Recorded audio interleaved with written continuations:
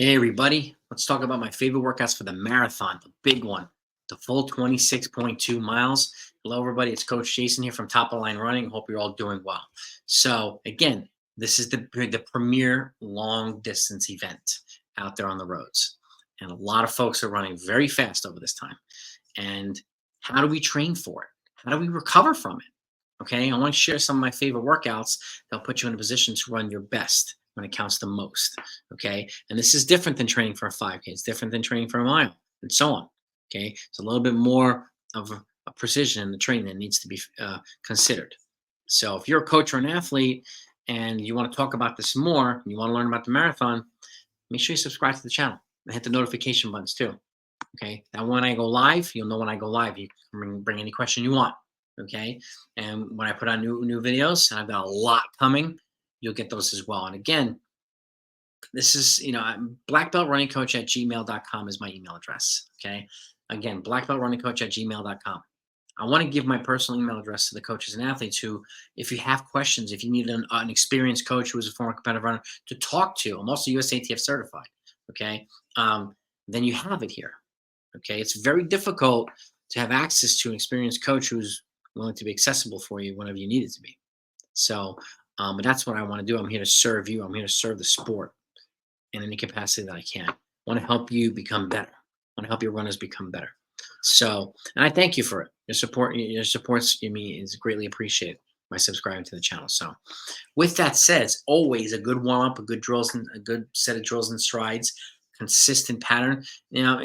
Depending on whether you're training for 12 weeks, 16 weeks, 20 weeks, how you lay out the training is important.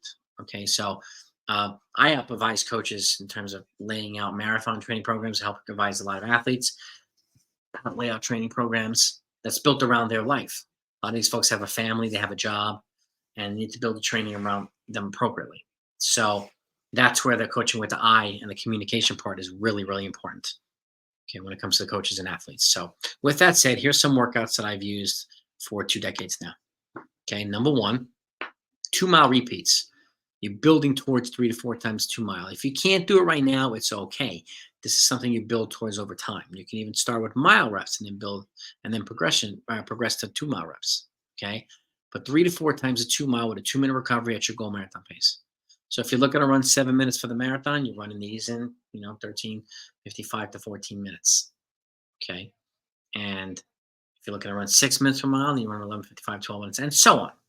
Okay, you can run 8 minutes per mile. You're running these in 15, 55, 16 minutes. But again, this gives you a lot of opportunity to build towards longer reps and give you a lot of running on your legs at goal marathon pace. That isn't part of the long run. This is a good midweek workout, a good early season to mid-season workout too. Then you can progress eventually towards 3 to 4 times a 5K with a 3-minute recovery, since it's a little bit of a longer rep.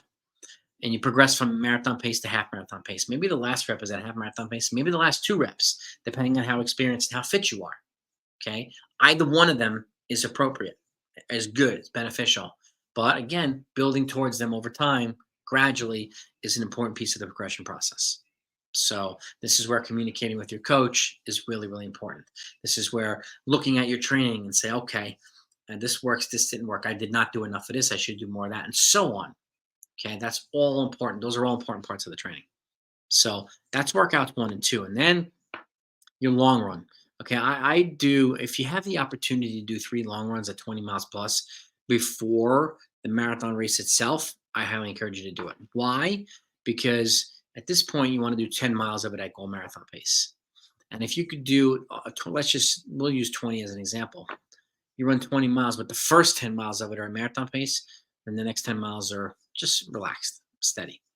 Then the next time you move that 10-mile block to the middle of the long run, okay? And then the next time you do it, you move it to the end of the long run. So the last 10 miles of it at marathon pace. Okay, you need to know what it feels like to run marathon pace at any point in time in the long run, which will help simulate the race itself. You need to know what it feels like. And this gives you an opportunity to do exactly that and still getting in at least 20 miles. And if you can do 3:20s before a marathon, that's huge. Some folks can't, and that's okay. But this is a huge one right there, long one. Now, lastly, a couple things. Number 4 is a simulation run, 15 to 16 miles at goal marathon pace. If you can't find a half marathon race about, let's say, 5 weeks out from the marathon itself, then a simulation run of 15 to 16 at goal marathon pace helps you, it gives you a lot of intel in terms of how fit you are and how ready you are, how close are you to achieving your goal. And what do I need to do in the last 5, 6 weeks of training to help me get there? Okay. And again, those 2 to 3 times the 200 in the beginning transition piece after you warm up at the goal pace of the workout helps you find the pace before this workout starts. You want to take advantage of the entire simulation run if possible. So those 2 to 3 times the 200 with a 200-meter jog recovery after you warm up is a good transition piece, a really good transition piece. But this is an important one too. And then lastly, this is no less complimentary than anything else, the speed fartlek. Okay, you can do this a couple times too. The first time I have people do it, it's generally 16 times a minute hard, a minute easy. The minute hard's essentially between half marathon and 10K pace. Okay, and the 1 minute easy is pretty easy. But if you get fitter, you can do the 1 minute easy at marathon pace. That's a way of showing fitness too. So you progress from 16 to 20 reps, and then you go progress to 24 reps. So essentially, you're only doing 24 minutes of hard running in the workout itself, which is not a lot. Okay, but this is an important part of the process to complement the long runs and the simulation runs and the tempos and the fartleks and everything else you do. So this will also help with your running economy and your efficiency.